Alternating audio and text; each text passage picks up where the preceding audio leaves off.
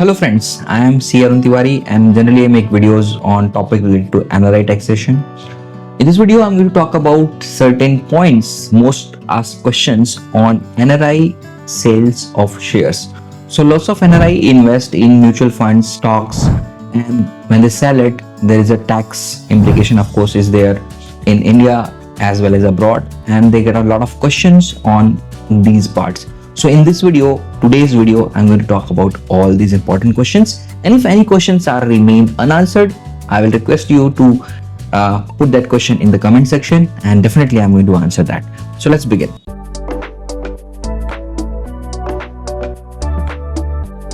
So first important part, as an NRI, are you allowed to invest in Indian stock market? The answer is yes, pretty much you can invest. The next question is how you can invest. So you can open a Demat account. Again, there is a two type of Demat account.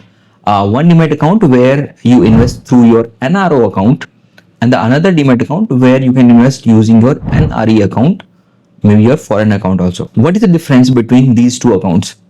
So the first account, which these account basically called pins or no pins account. So what is the difference, main difference? So when you invest using your NRO account, right? So this NRO account is basically made for your Indian income. For example, you're receiving some rent, some other income from India. So those income you cannot put directly into NRE account. You have to put in NRO account. So as soon as you become an NRI, it is expected that you open an NRE account, NRO account and NRE account. NRE account is basically for your foreign funds. So if you want to send your money from abroad, or you want to keep your money which is in foreign currency, you can keep into NRE account. The benefit of NRE account, anytime you can take money abroad, you don't have to give any form 15 CSCB. So anyhow, so if you have Indian income and you want to invest that income into shares or stocks, you can do it through your NRO account. In NRO account, if you open a Demat account which is linked with your NRO account, so your TDS will not be deducted. That means you have to file your income tax return, and that time only you have to pay taxes. However, if you are basically want to invest your foreign income in Indian stock market, you have to open a PINS account.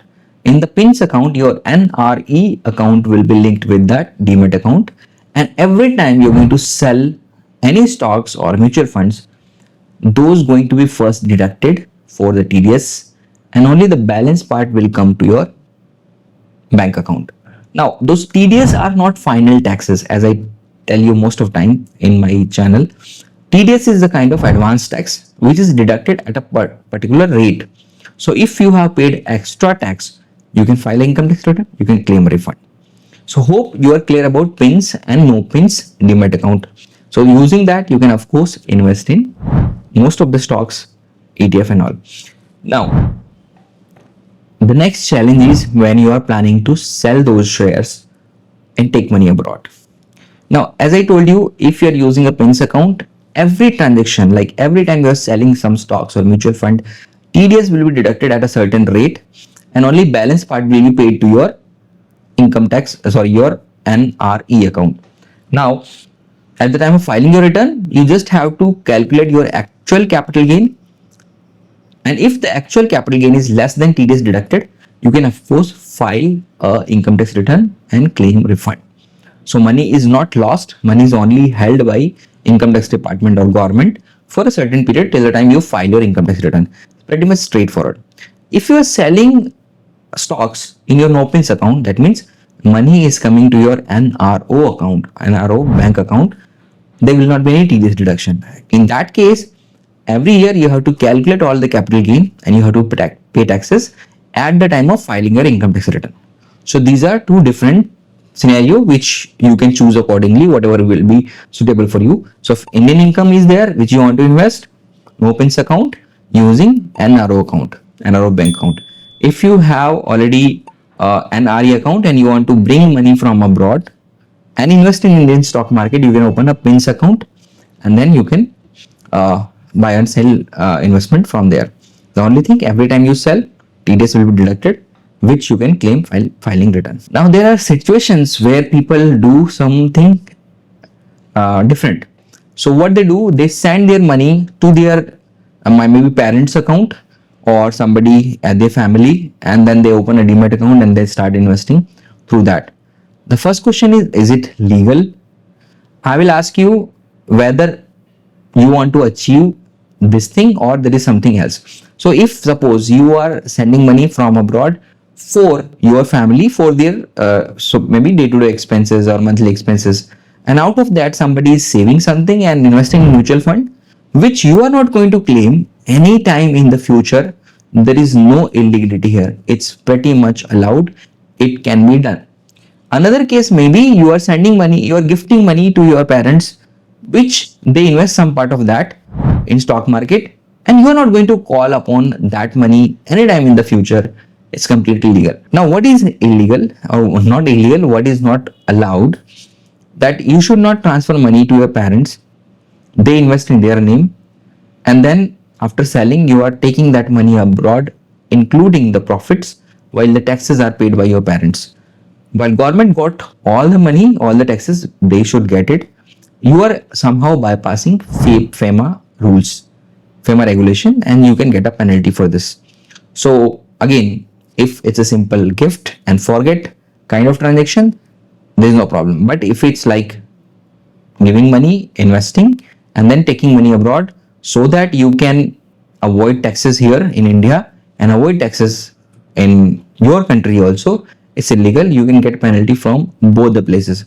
Now you can ask how somebody will come to know that whether you have invested money.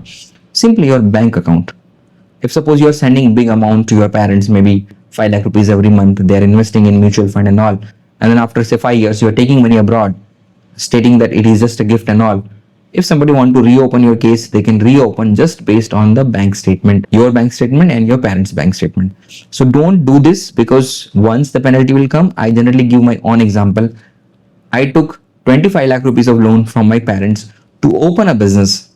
Due to COVID reason, I could not open that business. I put that money for some time so that maybe whenever market is slightly stabilized, I will put again. And then I got a notice maybe this year itself. For 25 lakhs, they slapped me a penalty of 1 crore rupees. Not penalty, it's a tax plus interest. Penalty still pending. So maybe they will put another 50 lakh. Of course, I'm a CA and I've not done anything wrong. But you understand what extent they can go it to penalize you. So don't do anything which gives them a leeway to penalize you. Because in India, the income tax department don't do assessment. They do vengeance, revenge. They want to destroy taxpayers. They just don't want to penalize them. They want to destroy them. So don't give a reason to destroy you. Another question: Can an NRI gift shares to their parents or their relatives? Yes, of course they can do it through a simple gift deed. You can give your shares to anybody you want. It seems like a cash. Like you can bring cash, you can give it to anybody, but it should be actual, irrevocable, non-beneficiary gift.